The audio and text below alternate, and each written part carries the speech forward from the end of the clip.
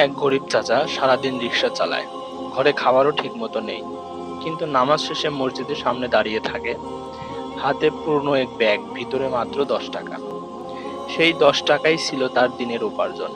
তবুও সে বলে, আল্লাহর ঘরে দান করলে কিছুই কমে না। এমন বলেই কাপা হাতে সে মসজিদের তহবিলে 10 টাকা দান করে। পাশে এক ধনী লোক হেসে বলে, এই 10 টাকা দিয়ে কি হবে চাচা?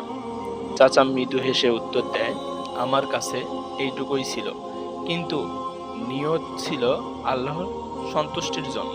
সেই রাতে চাচা ঘুমিয়ে পড়ে। হঠাৎ স্বপ্নে দেখে জান্নাতের দরজা খুলে গেছে, চারপাশে আলো ঝলমল করছে।